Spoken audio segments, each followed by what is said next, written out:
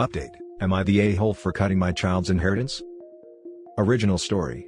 Backstory: 2 years ago I, 46 female, lost my husband in an accident and I was heartbroken. We had 3 children and I thought we were very happy, until his mistress showed up at my door demanding money to support the child my husband fathered. I didn't believe her, but she was able to prove it with screenshots, messages, etc. The image that I had of my husband was forever tainted, and he left me with the mess. Because of bitterness about the betrayal and how offended I was by the mistress' lack of remorse and entitlement, I told her she wasn't getting a dime and that she shouldn't have slept with a married man. She kept harassing me, and when it wasn't going to work, she went to my husband's family to put pressure on me to give her what she wanted. She even tried to involve my children, leveraging her silence for money. I knew that once I gave her money she would come back, so I told them myself. My husband and I had high-paying jobs, lucrative investments, savings, and I got a sizable amount from the life insurance policy. I consulted a lawyer and while she could prove the affair, it didn't prove paternity, and since my husband wasn't on the birth certificate, nor could she produce that my husband acknowledged the child, she had no case. After my lawyers sent her a strongly worded letter, I didn't hear from her for a while and thought it was over until my oldest Alex, 19 female, came to me and said that she did a DNA test with the mistress behind my back. She said that she did it because she wanted to get this resolved. The child deserved to know who their father was, and get the financial support that they were owed. My husband had a will that stated each of his children were to split an inheritance that they would only get access to when they went to college, and couldn't get full control until the age of 25. When the results came back proving that my husband was indeed the father, the mistress took me to court. It was a long legal battle, but eventually a settlement was made. I sat Alex down and explained to her that her inheritance would be split 50-50 between her and her half-sibling, as part of the settlement agreement. When she asked if my other children had to split theirs, I told Alex no. My husband's will stated that it had to be split, but it didn't say it had to be equally, and until each of the children turned 25, I had full control. Alex was upset, saying that it wasn't fair. I countered saying that it wasn't fair that my other 2 children had to get a lesser share because of my eldest's choices, and if she wanted her full share, they shouldn't have done the DNA test. There's still plenty of money for Alex to finish college, she just won't have much after that, and I do plan on dividing my own estate equally in my own will. All of this, Alex knows, but she is still giving me the cold shoulder. My own siblings think that it wasn't fair and I'm punishing Alex for doing right by her half-sibling, but I don't see it that way. Am I the a-hole? Now for the top comments before reading the update. First of all, I'm really sorry this happened to you, I wish you the best. I say not the a-hole. It's a messy situation, no doubt. Your husband's will said split between his kids, so split between them it should be. If Alex really cared about the child deserved to know who their father was, and get the financial support that they were owed, then she should have no problem sharing her inheritance. Also, in my opinion, she should have minded her own business and not gone behind your back to make a messy situation worse in the first place. If I were Alex and I was doing this, it shouldn't come as a surprise that her inheritance would be reduced to share with his half-sibling. Not sure why Alex is pulling the whole surprised Pikachu face thing. Not the a-hole. Mostly because Alex was ready to be a knight in shining armor, as long as it wasn't her armor. Exactly this. Alex didn't care about the effects will have on anyone else until it affected her. Added to add, until it affected only her. I think this is an important distinction to make. Not the a-hole. I've been in Alex's place, except my dad is unfortunately alive, and I could never imagine betraying my mother over my dad, who can't keep it in his pants. Well, there is another child to consider here as well. It's not like Alex is taking dad's side against mom. She's just trying to help out the kid, and that's not in itself a bad thing to do. Little update from the poster. Thank you to everyone's responses. Even the ones calling me you're the a-hole, but based on a few frequent questions, comments and/or themes, I feel like I need to clarify some things. 1. Alex is my daughter, not my son. When I first started writing this, I wanted to leave gender out of it, in case it influenced people's judgment. But then I remembered that Reddit tends to prefer that age and gender get mentioned, so I added 19 female at the last minute. Hope that clears it up a little. 2. My other 2 children are Junior, 17 male, and Sam, 14 female. The half-sibling is now 5. 3. When my husband drafted the will, 10 years ago, he initially named just our children, but a friend of ours had an oops baby, so he changed it to be just his children, in case we had another one. At least that's what he told me. 4. After the mistress threatened to tell my children and I decided to tell them. I sat them all down and explained the situation. They were understandably devastated and asked if they really had another sibling. I told them that I didn't know and that if the mistress could prove it, she might get some money. I told them that if they wanted to know if they had a sibling or not, we could find out. but I made sure that they understood that their inheritance could be affected, and other people might come out claiming the same thing and get more money. Initially all of my children said that they didn't want to have to deal with that, and so I did everything that I could to protect them, but I guess Alex had a change of heart. 5. Until the DNA test, I had no reason to believe that my husband's mistress was telling the truth and acted accordingly. I kept following my lawyer's advice, and if she wanted the money, the burden of proof was on her. 6. While some of you might think I'm the a-hole, please understand that my decision wasn't spiteful. If I really wanted to punish Alex, I would just tell her she wasn't getting any more money, since she already used some of it for her first year of college, so the guidelines of the will were technically already met. I still plan on leaving them an equal share of inheritance from my estate too. And now for the full update. Thank you so much for so many responses, even the ones who didn't 100% agree with me, because it did give me perspective. I also wanted to give an update and answer some questions to anyone who was curious, so here it goes. Since I told Alex what would be happening, she told her siblings and the house has been pretty tense.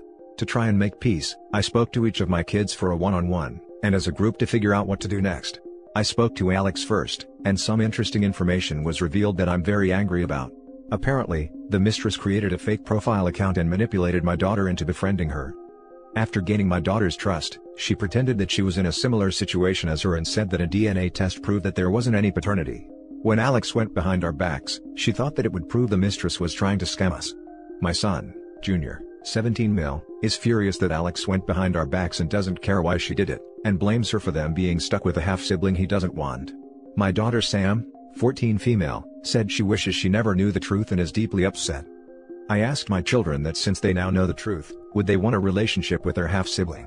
Junior, clearly, wants nothing to do with the child, and says that Alex should feel lucky he still considered her a sister.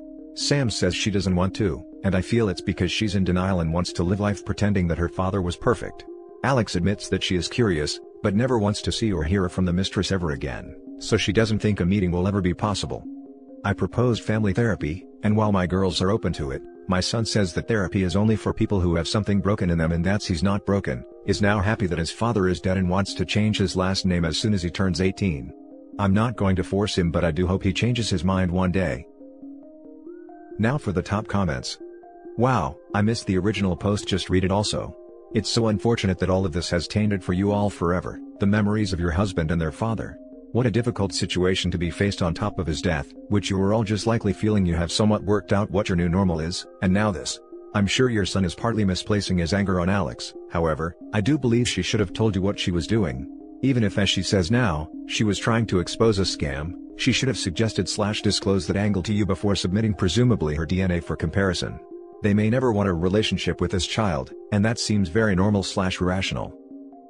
I really would have preferred Alex told me she changed her mind before doing the DNA test, because I probably could have saved myself money in legal fees.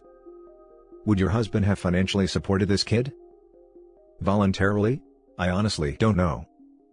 Personally, I wouldn't hand a single penny over to the mistress. What did she expect was going to happen when she knowingly messed with a married man? Her and your husband are the biggest a-holes of this story. I don't mean to be rude, but your daughter is an a-hole for going behind your back about it. I get that the mistress had a hand in it, but it still does not excuse the fact she betrayed y'all's trust. I hope everything works out for you and your kiddos. OP. She was suing in after the DNA test proved paternity. She was going to get something eventually. I could have fought her over this in court for years, but I was getting exhausted and just did the settlement to make her go away. Are you required to give the kid half of a third? I would figure 10% would be enough if the will didn't specify an even split unless the judge ruled it had to be more. We settled out of court and I gave the mistress a part of the life insurance policy and half of Alex's share, in exchange that she can never sue the estate, me or my children ever again. Now for the last story. Am I the a-hole for going to my friend's wedding, even though her mom and dad, who is the father of my child, will be there? When I was 19, I met a guy in his 40s at university. He told me he was married and had 3 kids but his wife was dead, so he wanted to keep us secret until the kids were ready to hear about us. When we'd been together for 18 months, I found out I was pregnant. He freaked out, and admitted his wife was not actually dead. Needless to say, we broke up. Then began a custody battle. And when I say battle, I mean battle, as his wife said he could only keep the kid if they got full custody and I got nothing, because she didn't want to deal with me for 18 years. After a lot of BS from the wife, they only got visitation every 2 weeks. Because of her all-or-nothing mentality, on finding out that her actions had resulted in visitation only, they decided to not be involved at all beyond child support. During the custody case, I met his other kids. His sons both hated me, but his daughter, Kate, who was 6 months younger than me, felt that her dad was the only one who should get in trouble here. Kate wanted a relationship with her youngest brother, who was still an infant and who I now had full custody of. I agreed to letting her see her brother, and we actually became pretty good friends, as we were a similar age, with similar interests, and she spent a lot of time with the baby.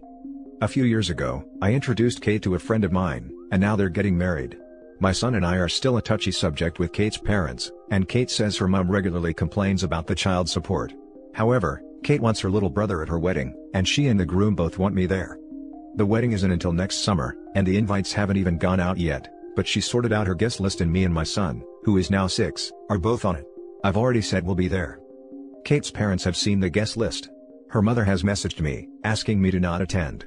I've refused, and she called me unreasonable and said I messed up her family 6 years ago. She doesn't want any drama or BS, like my son recognizing her husband as his father, which he will be able to do, as he's seen pictures and knows that Kate is his half-sister, or the affair being made known to their wider family. She also doesn't like my friendship with Kate, and has said that she doesn't want to see my face at Kate's wedding as I've humiliated her enough. My point of view is that Kate has asked me to be there. I'm friends with Kate and her soon-to-be husband, and my son is already excited to go, plus it's not like I'm going to take the microphone and go, "Attention. My 6-year-old is the bastard child of the bride's father. Cheers to the bride and groom." Plus, I don't have a problem with them being there, despite the stunts the wife pulled when we were sorting custody, so if they're the ones putting their foot down, I feel they should be the ones to not go. I talked to my roommate about it, and the roommate said that while she's a witch, I did bet her husband, and I'd be bringing his child to the wedding. Am I the a-hole for still wanting to go, despite Kate's mother telling me not to? Not the a-hole. Your roommate is off base by saying you F her husband. He told you his wife was dead, and you didn't learn she wasn't until you got pregnant. Only you can decide if it's worth attending, but the wife is seriously misplacing her anger that should be directed at her husband for being a cheater. Yes. I hate when people blame the other women who didn't even know she was the other woman. It's not like she intentionally wrecked a home. Why is the bride's mother so keen on defending and standing by a man who, A, cheated on her, and B, claimed she was dead? Why are the brothers standing by a man who did that to their mother, and hating a woman who thought she was banging a widower? You screwed a widower, not a husband. You thought the wife was dead because he's a liar. None of this is your fault. Go to the wedding and have a great time with your son and your friends. Everyone else can suck an egg. Not the a-hole. Perfectly statements. His lies and the wife's lack of respect for herself do not constitute a good enough reason for OP not to attend. If you don't take your butt to that wedding, and screw both the husband and the wife, that a-hole knew what he was doing, and has the one that messed up. His daughter is right, he should be in trouble, not you. Tell them to kick rocks and blow bubbles. At the end of the day you would be hurting the bride and groom who are your friends. If the wedding is ruined, it'll be due to them being a-holes. You better take your cute butt to the wedding, support your friends, and allow karma to take over. If his family finds out he's a cheater, he deserves it. And before I forget, not the a-hole. Not the a-hole. The real a-hole here is Kate's dad, with his wife in second place for taking out her totally justifiable anger about her husband's infidelity on you. I'd talk to Kate. I know you don't want to cause issues with her pre-wedding, but it'd be worse if nobody said anything and she had no idea that conflict was brewing on her big day. What if her mom caused a scene? Tell her that you are excited to come and bring your son, but let her know that her mom is upset about this so that she's prepared for any drama. The priority is to make sure she's happy at her wedding, not to cater to her cheating dad. You're a good mom and a good friend. And that's it for this video guys. If you have thoughts to share, leave a comment below. Don't forget to hit like and subscribe if you like this content. Turn the notification on to get updated on my latest posts. I'll catch you in the next one. Good day everyone.